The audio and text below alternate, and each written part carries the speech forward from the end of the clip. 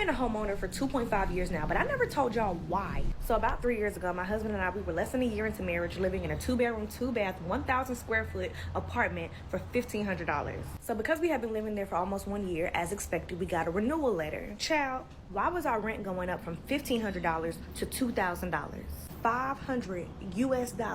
We're talking about the same apartment with the same floors, the same counters, the same space, and immediately we knew we were not going to stay there, so we started looking at other places. However, this was 2022, and in 2022, rent hikes were crazy everywhere.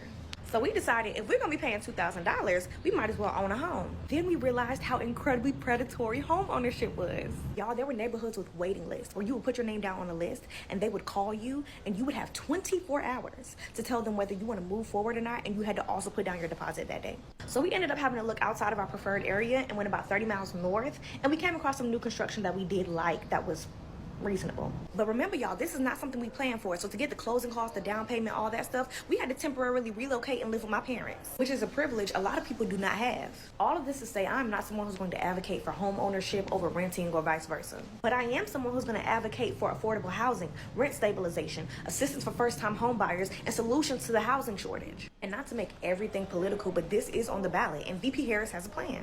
Millions of Americans can't afford to buy a home or rent a suitable apartment. And because of that, we also can't afford to not vote and not do anything about it.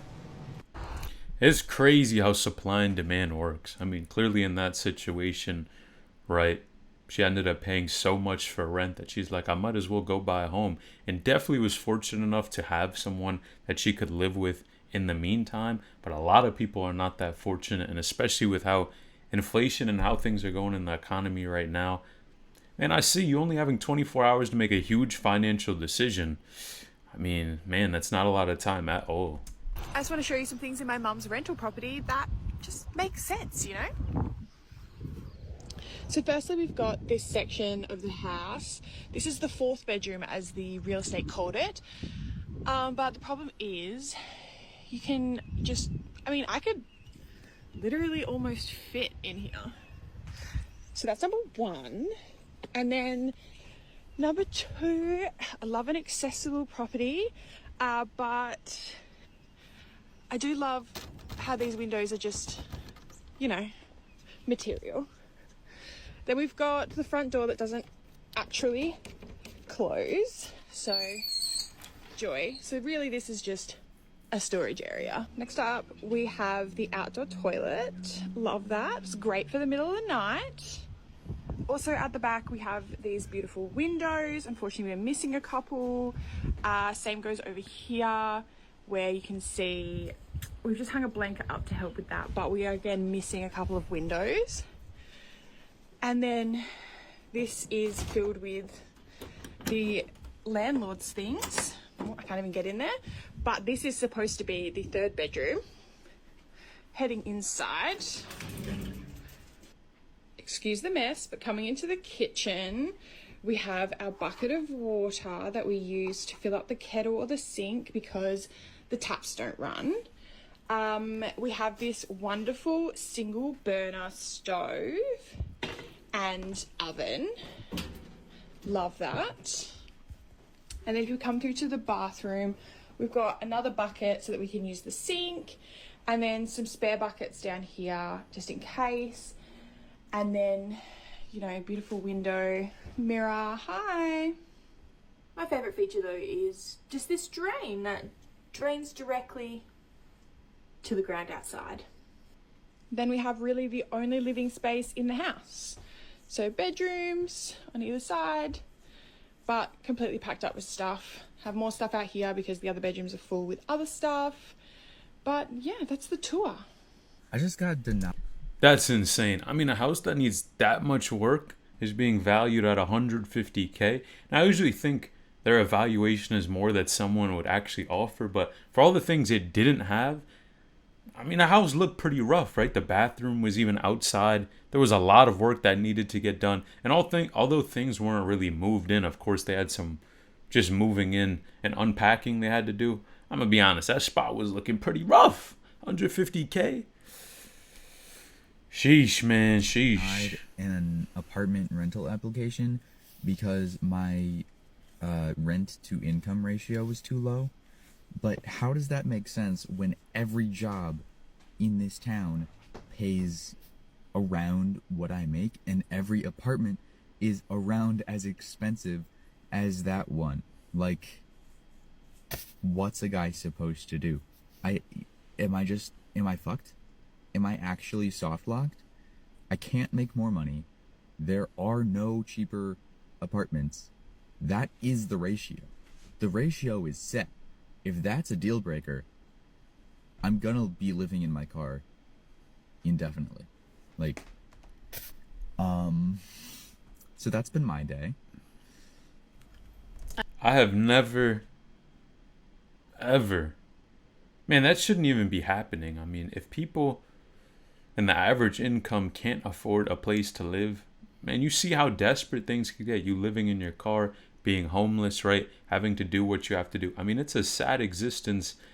And in that case, man, I mean, sheesh, man, like that. It's just heartbreaking to even hear that type of stuff. Like, come on, man, crazy. I just got told that my rent is going up by $100 a week. And I live alone, and it already went up by $50 with what feels like it was 6 months ago, but I checked, it wasn't. It was 12 months ago. And I basically have 2 weeks to figure out what I'm doing. And I just don't even know what to do. Like, obviously, everyone is going through this rental crisis at the moment, but I don't understand. I swear only a few months ago they were complaining about how there's too many apartments in Brisbane, but yet why is there not one single fucking apartment for someone who just wants to live on their own and have a car park? Why is that so impossible? And like, I checked the average salary for Brisbane, and my salary is a little bit higher than that. And even I can't find somewhere that's going to be even slightly livable after paying tax and HECS. Anyway, just wanted to see how we're all doing, if anyone else is in the same boat, because I'm so angry. I've lived here for 2 years in the same apartment, and I love living here, and the thought of leaving is really depressing. So, cool. Man, I wonder what happens when the economy keeps going in that direction to where more people can't afford housing. I mean, something has to break or change at some point, right? Because if the housing problem keeps happening, people can't afford rent. I mean, I don't even know what would happen. You know, homeless numbers are going to increase, but it just feels like there's something maybe the government or other people should be doing to make sure that these things are in check. Because honestly, as someone who's learning more about finances, I'm super passionate about it. Man, and as someone who pays rent too, this is crazy. This is crazy. Okay, do you want to hear the stupidest thing ever? So my fiance and I are moving back in with each other in June. And he got a full-time job with a good salary, and then I have a salary now because I work full-time, and we're moving back in with each other in June. And we're looking for a one-bedroom apartment in Boston. But we're also planning a wedding, and so we have no savings, like $0 in savings.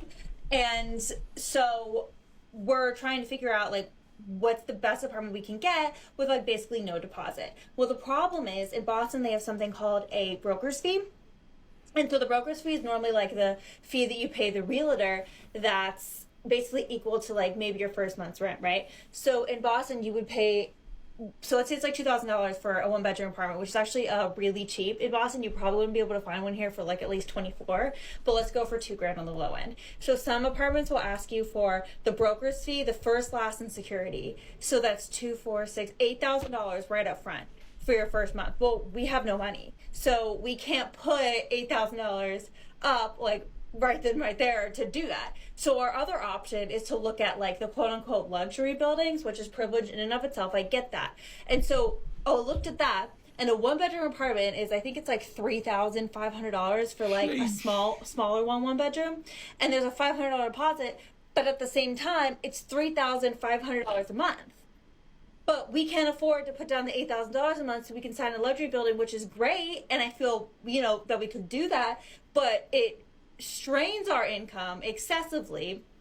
because we can't put down the broker's fee. We can put down a $500 deposit, and we could afford to live in an apartment, but afford's kind of a stretch because all of our bills and money would go to rent, which would be more than 30% of our income, which I don't even know who created that, because clearly I've never met anybody that spends just 30% of their rent.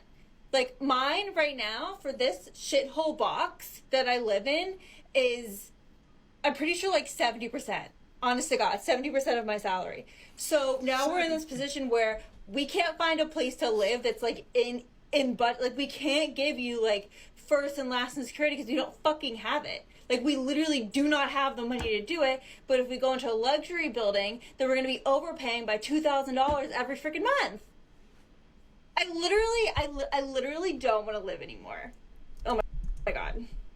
It feels like a lose-lose situation at that point. I mean, man, what do you even do at that point? I mean, honestly, I feel like you have to leave Boston, right? Leave such a high expensive place to live. I mean, ideally you can find jobs somewhere else, but that seems like your hands are almost tied in that case. It doesn't seem like staying is really a great idea. And man, just Boston and some of these huge cities in the US, man, the rent is just insane. And you know, the demand is also high too. And man, that broker's free. And brokers are basically the people, you know, that help other people find places to like rent or live, and they get a commission off of that. It kind of feels like a scam. I'm not gonna lie. I feel like maybe the city or the state should be paying the broker's fee and not the people that are trying to rent. Again, it would be coming out of taxes anyway, but man, if you have to spend, I forgot how much you said, maybe $8,000 just to move into a spot, that's a huge expense, right? And it just adds to everything else you have to do. Moving, if you're coming in from, you know, another state, another place, feels like a headache. Our landlord wants us to move because he found somebody that's willing to pay $3,000 a month in rent. When we first moved here, our rent was $1,900, and there has been no updates to this house since we moved here. No new refrigerator, no new stove, nothing new to this house, but he can command $3,000 because of how the market is now. And so we're forced to move because he wants to get that for rent. Yes, and now we're trying to get into a market where all the rents have exploded, and it's because of what? Yeah, that's how my morning's going. I would like for you to tell me how much you think my rent is, or how much you think it should be based off of the apartment tour I'm about to give you. And then at the end, I'm going to tell you how much I actually pay, and you're probably going to be shocked. So we're going to start here at the front door. I do live in an apartment complex, and we are on the second floor. So this is the front door. You come in. To the right, there is a hall closet that I just use for the trash can. And obviously the cat food, because now they're going crazy since I opened the door. So just a little storage closet. Keep going around, and we've got the kitchen. No new appliances. They're all old appliances. No new countertops. It's like the really crappy laminate countertops. The dishwasher barely works. Don't be fooled by the nice fancy faucet. I installed that myself. It's mine. I also took the cabinet doors off of these two cabinets to give myself some open shelving, and it's really cute. And also don't mind the dirty apartment because I did not clean up for this. Attached to the kitchen, we have the living room. It's all an open concept. There's nothing separated, no dining room or nothing. So I have the living room here. This is my ceiling fan. I installed this myself. There was not one here. There was a plug in the ceiling for electrical, so I knew I could put one there, so I didn't install electrical myself, don't worry, but this is my ceiling fan. It did not come with the apartment. Another view of the living room from the other side. The carpet is not new at all. It was not replaced before we moved in. It's not like dirty or gross or smelly or anything, thankfully, but it was not new when we moved in. That's also my light fixture. I did that one also myself. We do have a decent sized balcony, which I love. All of our other balconies have been really small, so I love the size of this one, and the cats love going outside. So past the living room, we have the hallway. 2 doors here. This one is the laundry room. It did come with a washer and dryer, which was great. It is an old washer and dryer, nothing new or updated again, but I actually prefer older washing machines than newer ones. It has an agitator, which I love. I just love an old washing machine. I feel like my clothes actually get clean. Potato, get out. Then the second closet over here is just another storage closet. I installed another shelf here again. I just keep like the vacuum and steamer and all that kind of good stuff in here. To the right of that, we have the bathroom. This is just a 1-bedroom apartment, so there's just one bathroom. So you walk in, you can't open the door all the way because my litter box is on the other side there. But you come in, toilet. The bathtub is actually a really nice size. I love it. Do not look at that hair on the wall. That's gross. Vanity here, a nice sized vanity, but only one sink. A medicine cabinet, all of my decor, obviously, but again, nothing in this apartment is updated at all. It's still all the old flooring, all old appliances, all old everything, okay? And then on the other side of the hallway is the bedroom. Just a very basic bedroom, a double window, which is like wobbly, question mark. I don't think it's supposed to be a little bit wobbly like that. That's concerning. But bedroom, again, if you take out all of my lovely decor, you will realize it's such a basic apartment, basic bedroom. But it's a decent size, but also not that big. We do have to have our desk and everything in here, so there's not a lot of space, and we only have a queen size bed. I can't even open my closet door all the way because of the nightstand, and it's a normal size nightstand. My messy bookshelves, and then the closet. It is a walk-in closet. It is the biggest closet we've had. So when you walk in, I have enough room to have the dresser in here, so that saves space in the bedroom. We have hanging here and here. It's hard to tell from here how big the closet is, but it is a decent size. It's the largest one that we've had, like I said, so it is nice. And that's it. That's our whole entire apartment. Now I want you to guess how much our... I wonder what she's going to say, but I mean, I'd say 1,000. It seems like there's a decent amount of space, but it's definitely not a luxury apartment. I'll guess 1,000. But it depends where it is, too. We're in Connecticut, if that helps. So put your guesses down below, and in a sec I will tell you what we actually pay. So for our rent with fees and everything, because there's always your base rent and then they always add on your fees, like amenity fees, trash fees. So rent with all of our fees and everything, $2,000 a month for a 750 square foot apartment. A 1-bedroom apartment. How are people ever able to afford to buy a house and like move up in the world? I have absolutely no idea, because I definitely thought when we moved into our first apartment when I was like 22, 23, and it was a 1-bedroom apartment, 750 square feet, surely by the time I'm 28 we would have at least a bigger apartment. But no, because the prices have gone up so much, we are still in the same size, same quality apartment that we were when we were 22, 23. It blows my mind. Rent prices are crazy. Y'all vote. For 1 bedroom paying $2,000?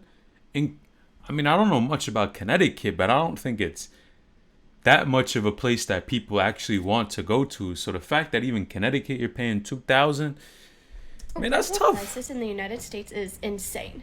These rental prices are outrageous. The quality of these homes are despicable, and these landlords are outrageous.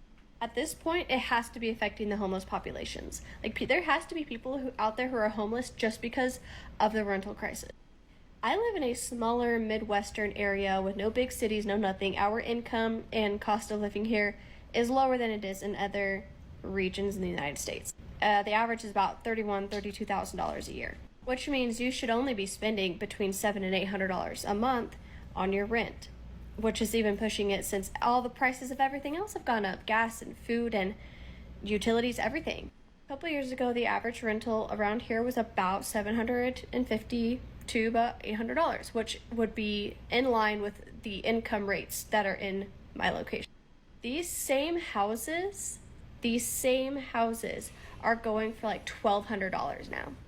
If you want something that doesn't have mold growing out of the ceiling and right next to a substance lab, you're going to be paying into the thousands. And that's just for like a 2-bedroom, like 900 square foot house with a garden for a backyard. Now, if you want something that has like 3 bedrooms and has a backyard or something, you're going to be paying like $1,800 to $2,200 a month in a place where the average income is $31,000, and most of us rent. Then you go even further than that, and 90% of these places say no pets. When like what, 2/3 of us, like look at this right here, 2/3 of us have pets. So your choice is the place next to the substance lab, or paying $2,000 to finally find a place that is even moderately safe and allows you to bring your 10-pound cat. And you're still going to end up with a landlord. Like, I just saw one where they said if they come in and they do inspections, and if they see anything that they can attribute to the damage from an animal, which you have to pay a huge fee for in the first place, they will immediately evict you. And you have to sign to that. As if they can even prove it. This shit's insane. These landlords are tyrants.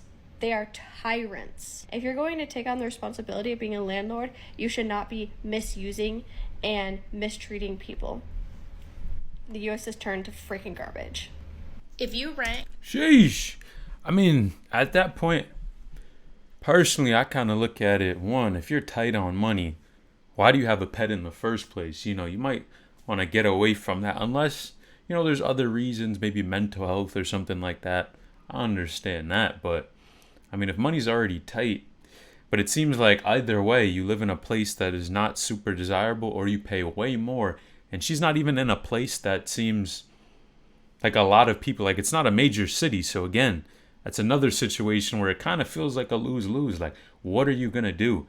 And at this point, I mean, unless you're increasing your income, you see it, you fall behind, and then things get tight, right? A lot of pressure happens, and that can lead to so much, right? It can lead to your health declining, mental health, physical health, other things where you can't cover, you don't have enough money to pay for it. So, man, it's a tight situation in the U.S. for sure. Can you please tell me how much your rent is going up at the ask of your renewal for your lease? Because I just got my notice and my rent is going up $190 a month.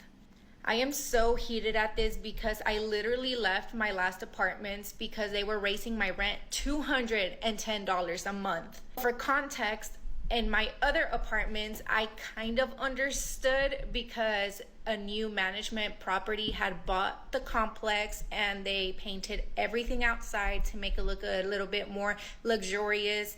They changed the landscape a lot, which did make the whole property look nicer as a whole. So I kind of understood why, but I still thought it was ridiculous that they were raising it $210 a month for a one-bedroom apartment. I was gonna be paying like $1,500 for a 700 square feet apartment, one bedroom, one bath. So I said, you know what, that's ridiculous, I'm moving. I moved to the apartment that I am at now, which is a 2-bedroom, 2-bath, because it was only $100 more than what I was gonna be paying over there, but it's almost double the square footage, so I thought it was worth it, right?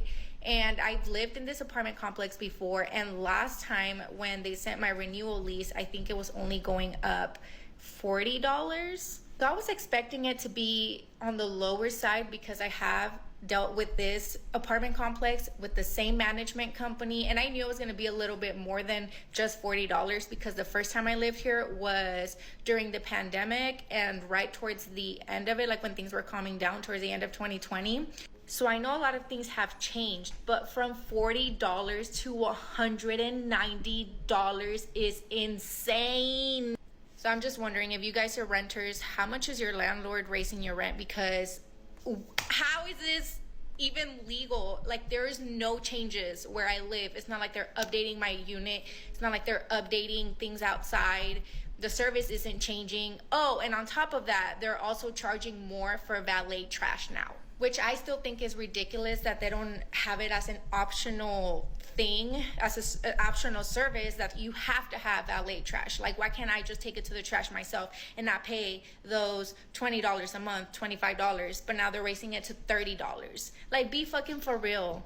Anyway, I'm fucking sick of landlord greed, because that's what I think it is. I understand everything is more expensive, but if they're raising my rent that much, I'm sure they're doing that to others. So what the fuck? That is just way too much money for zero change. No change whatsoever, but you're charging me more. Right now, when there's no upgrades, I feel like it's not really justified to increase. But I mean, a lot of times it seems like it's legal for them to increase the rent however they want. Maybe there are certain percentages I know that they can increase annually, but and when there's no upgrades, man, it kind of feels unfair, especially being a tenant, right? Because you're like, man, if they're upgrading the spot, but if they're upgrading, increasing the rent, but they're not even making any upgrades on there, what are we talking about? You know, I get people will say inflation, but still, like, it just doesn't feel justified. the U.S. economy is in a crisis, a rental crisis, a people with homes that can't afford their rent prices. Okay, so this is what's going to happen, and this is what I would recommend you guys do. Okay, start, if you own a house, rent your house out, please. Go rent your house out and then go move into a different apartment, because I know a lot of friends that just bought their houses that are paying about $2,000, let's say $2,500 for a 2-bed home, right? That's about $200,000 to $300,000 for a house. No one else is going to pay that amount, right? So you're going to have to Airbnb it out, or you're going to have to rent the entire house out, because you're no longer safe in the place that you bought your house, which is also what is happening. The people that live in Chicago, they're like, I don't want to raise my kids here. The crime is going up. What am I going to do? You got to rent it or you got to sell it, and selling it is really not an option right now. So you're going to have to rent those houses. Now, the people that are smart, for example, family members that I know are like, hey, I want to go rent an apartment. I'm like, go rent a house. There's going to be so many houses for rent. Go walk around your neighborhoods and look for houses for rent. Not only is it going to be because they no longer want to stay in the area, maybe because they don't feel safe, or if they found another option, a better investment, or it's because they are no longer able to afford it and they're like, well, I'd rather rent it out to somebody than lose my house. And so you would want to help them out too, right? So that's what you should do. You can also, instead of buying, and don't buy anything, don't buy land, not in the United States, buy land outside of the United States. Go buy land in a country that you are from, or your family is from. Go invest outside of the United States of America, because all these big companies are going to invest in America, right? They're going to take all of these homes, they're going to refinance everything. They're literally, everyone that's going to lose their house, they're losing it to these banks, and they're going to buy them out. Who else is going to buy these out, right? The bank is like, who's going to pay for all these mortgages that we decided to give all these people? And now we're in a recession. Nobody has jobs. So go rent. It's okay. Especially right now, if you're struggling, you're like, I need to let go of my house. Let go of your house.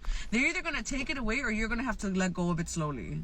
You have to make these decisions and quickly, and you need to start talking to family members of what they're doing, or friends, and listen to what they've done, and what, get your options of what you can do. There's multiple options, but see what you could do. And if you're in the part of renting, or you're like, okay, now I'm finally going to look, because a lot of people are in the boat where they're like, okay, I've saved enough, I want to buy a house. And I'm like, please do not buy a house. Please, you might as well be renting, unless you're gonna really like sell it and make money from it in the next 5 years. Do not buy a house. What realtors do you know that own a house? Riddle me that. What realtors do you know that own a house, guys? Well, that's the. I'm sure some do, but man, if you do like these type of videos, click this video on the screen, because even more people are going homeless because rent is increasing and housing like crazy. Click the video on the screen right now.